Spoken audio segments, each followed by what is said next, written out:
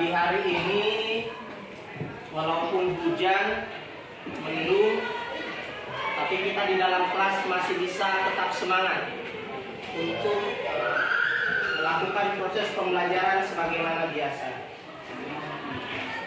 Dan di kesempatan siang kali ini kita akan melanjutkan materi kita terkait tentang pembelahan sel. Ya, kemarin sudah kita bahas tentang pembelahan mitosis dan meiosis.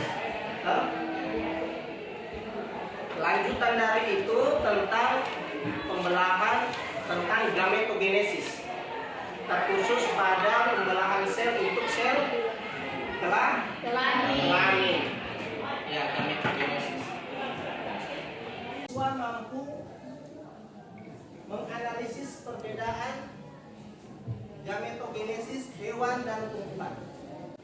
Yang kedua, tujuan kita yaitu menganalisis perbedaan spermatogenesis dan oogenesis.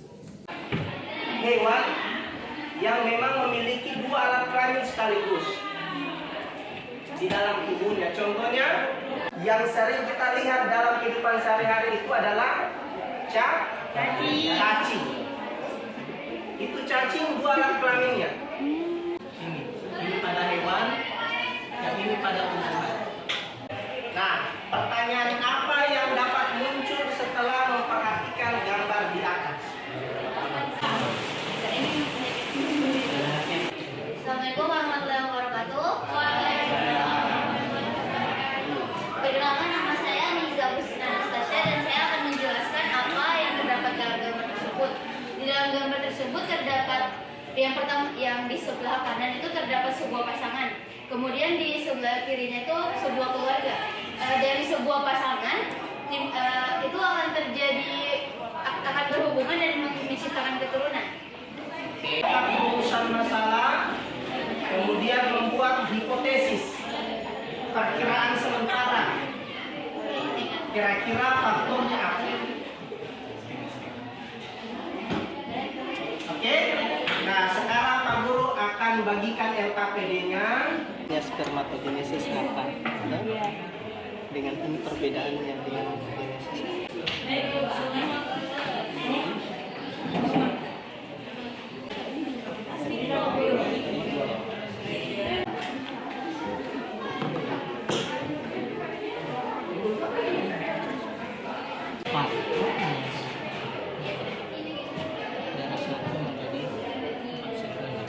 Baik, waktu kita sudah habis.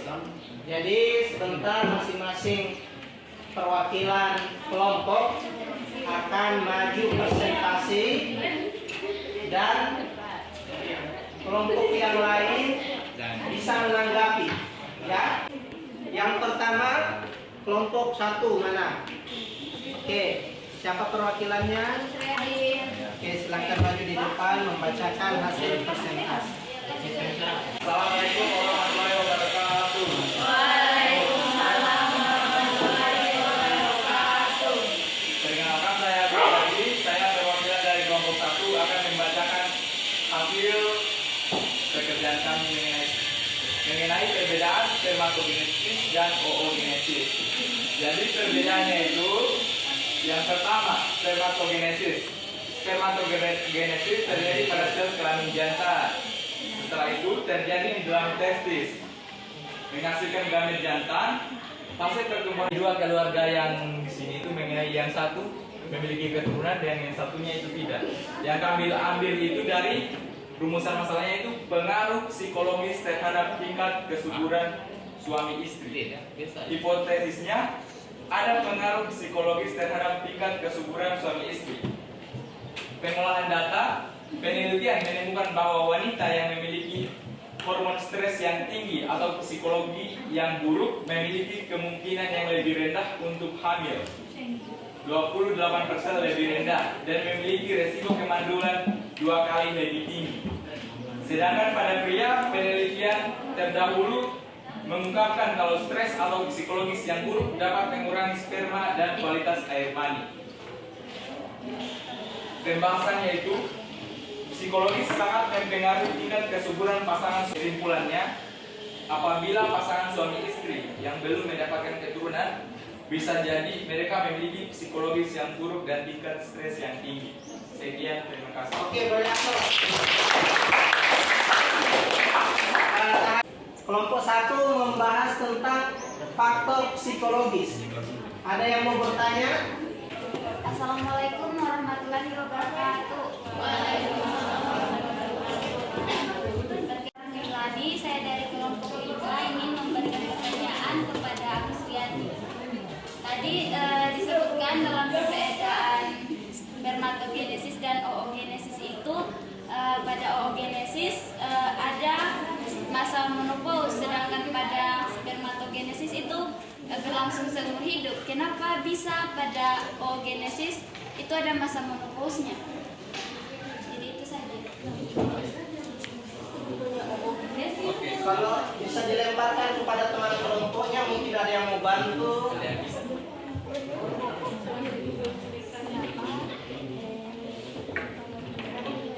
Oke, mungkin saya akan menjawab, tapi kalau misalkan salah mungkin bisa dikoreksi. Yang pertama yang perlu kita ketahui itu, wanita itu saat melakukan reproduksi itu ada yang namanya kehamilan. Wanita yang kenapa wanita tidak masanya tidak lama, karena ketika wanita sudah tua, apabila mereka hamil di saat keadaan tua, itu sangat mempengaruhi kesehatan mereka, karena hamil itu bukan sesuatu yang mudah.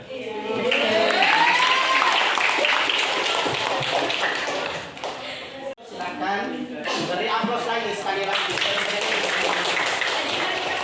Nanti di akhir kita simpulkan bersama dari pertanyaan-pertanyaan yang ada. Baik, kelompok kedua, silakan. Assalamualaikum warahmatullahi wabarakatuh. Waalaikumsalam. Perkenalkan, nama saya Rismawati, perwakilan dari kelompok 2. Saya akan mempresentasikan hasil kerja kelompok kami. Pertama itu perbedaan spermatogenesis dan oogenesis. Pada spermatogenesis terjadi pada sel kelamin jantan. Perbedaan kedua yaitu dari satu spermatogonium menghasilkan 4 sel sperma. Masalah yaitu pengaruh usia terhadap tingkat kesuburan pasangan. Untuk hipotesisnya yaitu ada pengaruh pada usia terhadap tingkat kesuburan pasangan. Kemudian pengolahan data. Pengaruh usia terhadap kesuburan wanita ternyata sangat besar, sehingga penting bagi setiap pasangan untuk rutin memeriksakan diri jika ingin memiliki anak. Kebanyakan orang mempermasalahkan usia dari sang wanita terkait dengan kesuburan, padahal usia pria juga dapat mempengaruhi. Ada pengaruh terhadap tingkat kesuburan suami istri. Pembahasan. Setiap telur dan sperma memiliki kombinasi yang berbeda, sehingga dalam hal itu kesuburan adalah sesuatu yang bersifat acak dan sulit diprediksi. Juga, secara umum, kelainan genetik ini terbagi dalam 2 kategori, yaitu cacat gen tunggal dan kelainan kromosom. Cacat gen tunggal melibatkan mutasi atau kelainan DNA yang mengkode gen tertentu. Kesimpulannya yaitu, jika terdapat salah satu kelainan atau kesuburan antara suami atau istri, maka akan terpengaruh juga terhadap keturunannya. Kita bahas tentang faktor kesuburan, toh. Jadi hal-hal apa saja toh yang membuat seseorang itu tidak subur? Kan tadi kamu bilang usia tua itu mempengaruhi kesuburan. Jadi saya tanya, berarti kalau misalnya ibu yang melahirkan yang tidak mampu lagi melahirkan di usia tua jadi harus operasi itu kesuburan mempengaruhi tingkat kesuburan atau dipengaruhi tingkat kesuburan? Mampu untuk melahirkan secara normal. Kan itu kalau seandainya dia tidak mampu, itu kan bisa mempengaruhi juga mempengaruhi kondisi kesehatan yang bisa dapat berujung maut dan macam-macam lain. Saya terserahkan kepada Bang untuk membantu jawaban. Ya, silakan. Jadi pertanyaannya tadi, apakah ketika seseorang melakukan operasi sesar itu berhubungan dengan kesuburan? Iya. Kalau menurut saya itu tidak berhubungan dengan kesuburan. Operasi sesar itu dilakukan apabila seorang ibu tidak mampu melahirkan secara normal atau kondisi fisiknya dia tidak mampu lagi. Jadi operasi sesar itu dilakukan karena ibunya itu tidak mampu lagi melakukan persalinan secara normal. Jadi harus operasi sesar. Kalau dipaksakan bisa berujung kematian.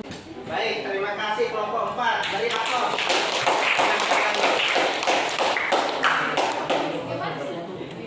Tadi presentasi yang dibawakan bagus ya.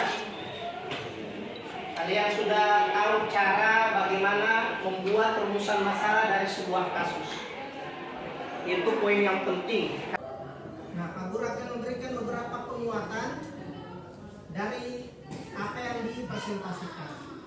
Umur 40 tahun tadi bisa habis dalam umur 50, bisa habis dalam umur yang lebih lama, tergantung jumlah sel telurnya di dalam ovariumnya ada berapa. Jadi yang paling menjadi pemicu itu seperti merokok, ya, dengan minum-minuman keras. Di rokok kan ada tertulis impotensi, terkait dengan kemandulan, itu memang bisa dari faktor keturunan, bisa juga dari pola hidupnya yang merubah itu ketika dia sudah dewasa. Demikian pembelajaran kita hari ini. Nanti berikutnya kita akan membahas tentang pewarisan sifat. Masih ada kaitan dengan yang ini. Ini proses pembelahan selnya. Nanti pewarisan sifatnya kepada anak itu seperti apa? Itu nanti akan kita bahas di materi yang selanjutnya. Sebelum kita menutup pembelajaran kita, silakan ketua kelas untuk memimpin doa. Baik teman-teman, sebelum kita mengakhiri pelajaran, marilah kita membaca doa. Doa dimulai. Duduk siap gerak. 1, 2, 3.